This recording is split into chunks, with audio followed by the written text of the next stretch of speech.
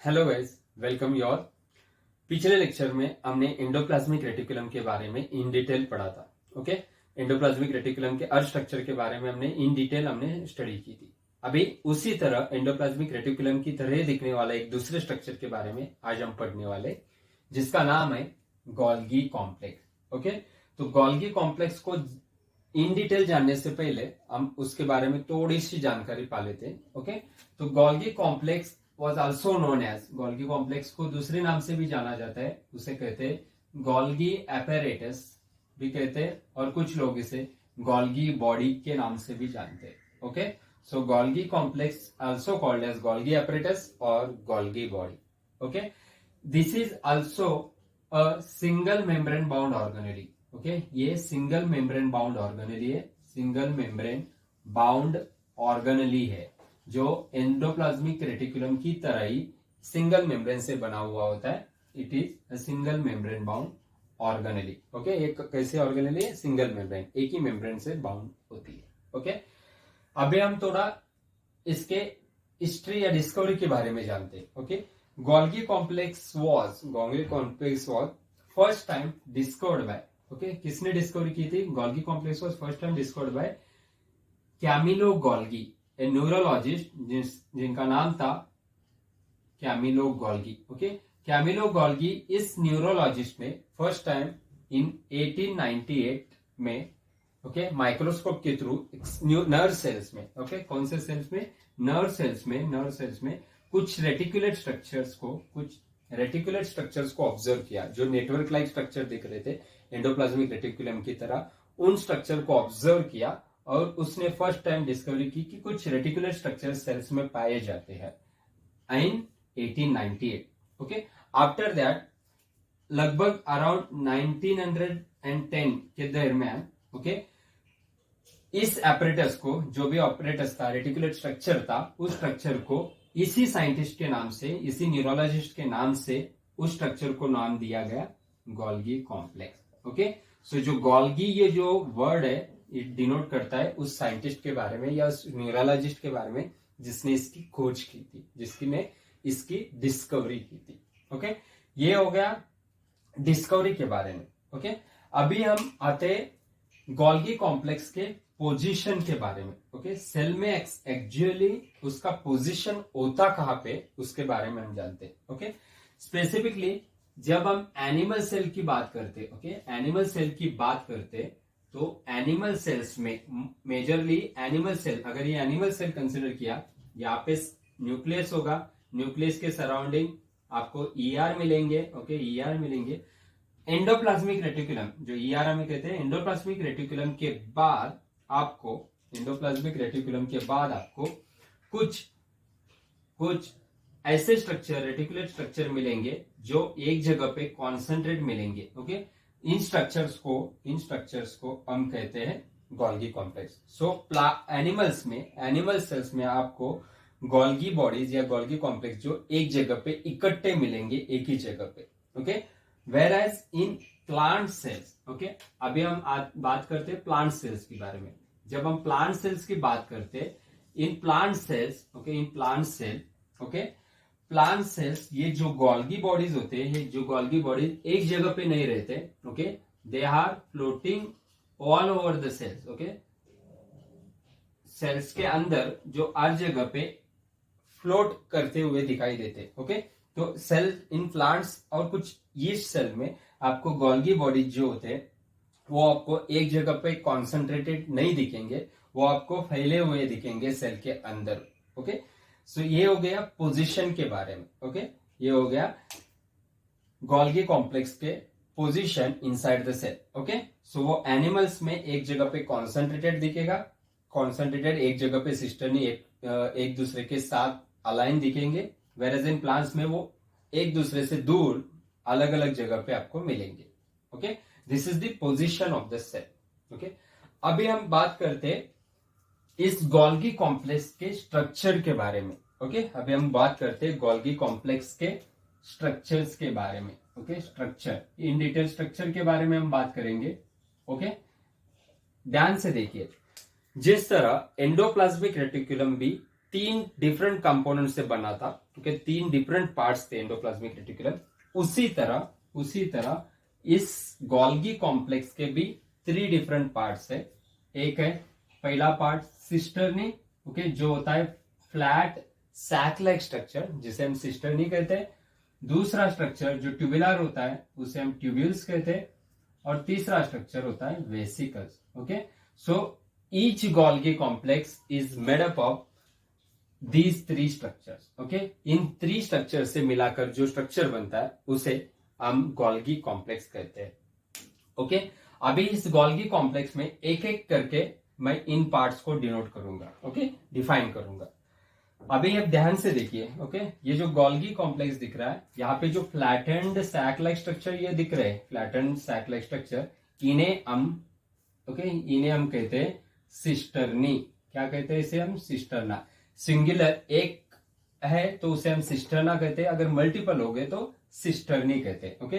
1 2 3 4 ये मल्टीपल है तो इन्हें कंबाइंड में हम सिस्टर्नी कहते हैं, बट अगर एक को डिनोट करना है तो हम सिस्टर्नी, ओके। उसके बाद यहाँ पे जो ट्यूबुलर स्ट्रक्चर दिख रहे हैं उसे हम ट्यूब्यूल्स कहते हैं, उसे हम क्या कहते हैं? ट्यूब्यूल्स कहते हैं। वेराज ये सर्कुलर स्पेरिकल जो स्ट्रक्चर दिख रहे हैं इन्हें हम वेसिकल्स कहते हैं, ओके।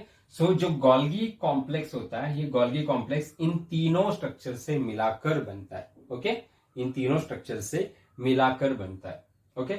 उसके बाद ये जो सेंटर का पोर्शन होता है, जिस तरह एंडोप्लाज्मिक रेटिकुलम में जो सेंटर का पोर्शन था जिसे हमने ल्यूमेन कहा था, तो इसी तरह गोल्गी कॉम्प्लेक्स में भी ये जो सेंट्रल पोर्शन होता है उसे हम कहते हैं ल्यूमेन, ओके। यहाँ पे एक डिफरेंशिएटिंग पार्ट है, वो याद रखिए। एंडोप्लाज्मिक रेटिकुलम में सारे जो भी सिस्टर्नी थे उसमें ल्यूमेन इंटरकनेक्टेड था, तो एक दूसरे से कनेक्टेड था। बट यहाँ पे अगर देखोगे हर एक सिस्टर्नी का ल्यूमेन अलग अलग है, सेपरेट है, they are not interconnected, okay.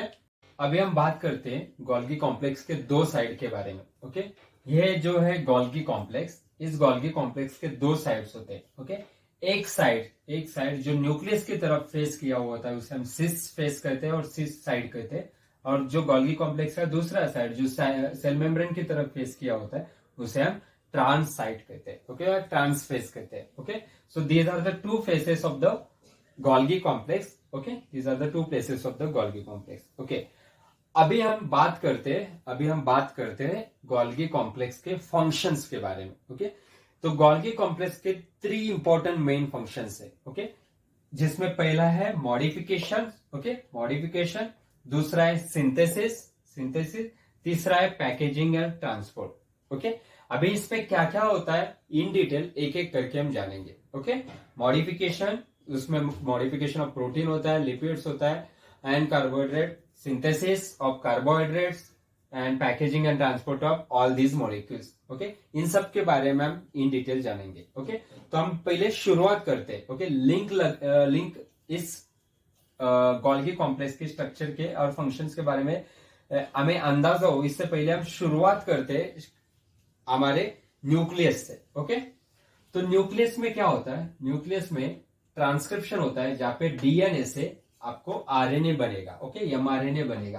Then this mRNA comes out of the nucleus. MRNA ये न्यूक्लियर पोर के थ्रू बाहर आता है। बाहर आने के बाद वो एंडोप्लाज्मिक रेटिकुलम के ऊपर जो राइबोसोम होता है उससे जाकर अटैच हो जाता है।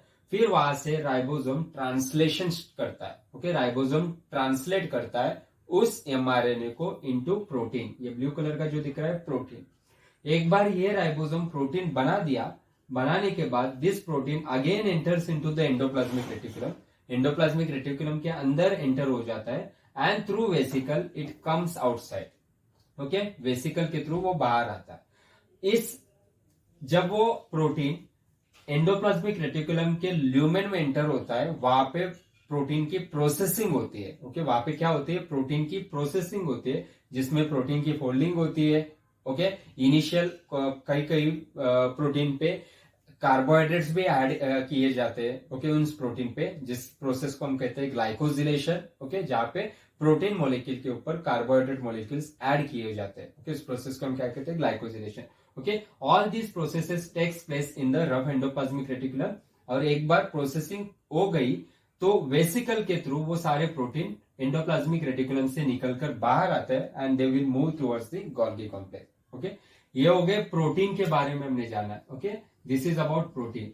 ओके, उसी तरह यहाँ पे स्मूथ एंडोप्लाज्मिक रेटिकुलम भी होते हैं। ओके, स्मूथ एंडोप्लाज्मिक रेटिकुलम, और उनसे जो वेसिकल्स निकलते उस वेसिकल्स में आपको क्या मिलेगा, उसमें आपको मिलेंगे लिपिड्स। ओके, सो लिपिड्स जो आते हैं स्मूथ एंडोप्लाज्मिक रेटिकुलम से, वेराज प्रोटीन्स जो आते हैं वो रफ एंडोप्लाज्मिक रेटिकुलम के। ये सारे प्रोटीन्स और लिपिड्स आगे जाके गोल्गी कॉम्प्लेक्स को मिलते हैं। ओके, जिनका फेट गोल्गी कॉम्प्लेक्स की तरफ लिखा हुआ होता है। They will move towards the कहां पे मूव होते हैं वो, they move towards the Golgi complex. Okay, इनको मूव करने के लिए these vesicles are very important. They vesicles carry these proteins and lipids towards the Golgi complex. Okay, ये दोनों गोल्गी कॉम्प्लेक्स की तरफ जाते हैं। Okay, when they reach to the Golgi complex, इनका जो मेम्ब्रेन है they are similar to the membrane of the Golgi complex. So वो वेसिकल फ्यूज हो जाते हैं इन सिस्टर्नी के साथ। ओके, जब सिस्टर्नी के साथ वो फ्यूज हो जाते हैं और कंबाइन हो जाते हैं, तब वो अंदर का जो भी वेसिकल के अंदर के जो भी प्रोटीन्स होंगे, या अगर हम कंसिडर करें पे यहाँ पे लिपिड्स होंगे, इन सारे प्रोटीन और लिपिड्स को after fusion of the vesicles, इन सारे प्रोटीन और लिपिड्स को हम वो सिस्टर्नी के अंदर छोड़ देते। Okay, these proteins and lipids then enters into the cisternae के ल्यूमेन में। ये जो सिस्टर्नी दिख रहे हैं, इन सिस्टर्नी के अंदर वो छोड़ा जाता है।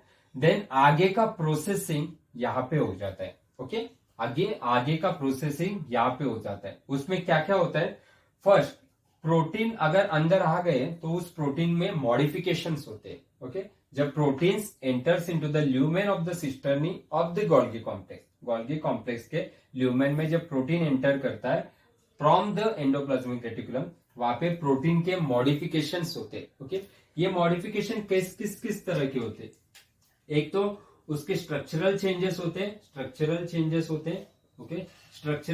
होते हैं। सो प्रोटीन के फोल्डिंग चेंज हो जाएगा जिससे एक्टिव प्रोटीन बनेगा। ओके, या तो इस प्रोटीन के ऊपर कार्बोहाइड्रेट एडिशन होगा, जिस प्रोसेस को हम कहते हैं ग्लाइकोजिलेशन। ओके, कि यहाँ पे एक्स्ट्रा कार्बोहाइड्रेट्स उस पर ऐड किए जाते हैं so as to prepare glycoprotein बनाने के लिए। या कभी कभी जो अगर एंडोप्लाज्मिक रेटिकुलम में पहले से ही कार्बोहाइड्रेट अगर ऐड किए होंगे तो उसको निकाला भी जाता है, तो उसको हम बोलते हैं removal of carbohydrate. Okay, removal of sugar units. Okay, removal of sugar units और removal of carbohydrate. Okay, so ये सारे जो भी मॉडिफिकेशंस है, these modifications will takes place in the lumen of the Golgi complex के lumen में ये सारे मॉडिफिकेशन होते हैं प्रोटीन के। Okay, modification of specifically protein के मॉडिफिकेशन होते हैं। ओके, इसके अलावा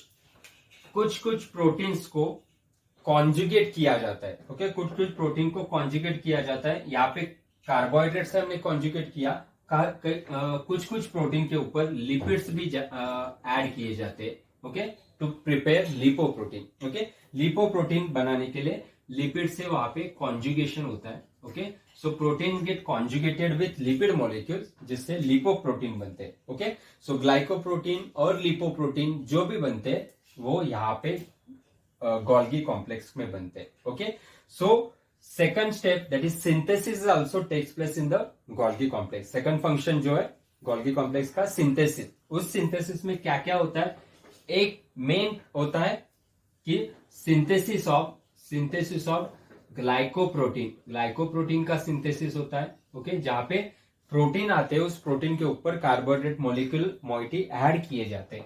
दूसरा, लिपोप्रोटीन की भी सिंथेसिस की जाती है। ओके, दूसरा क्या है, लिपोप्रोटीन की भी सिंथेसिस, जहां पे प्रोटीन अगर आएंगे तो उस प्रोटीन के ऊपर लिपिड मॉलिक्यूल ऐड किया जाता है।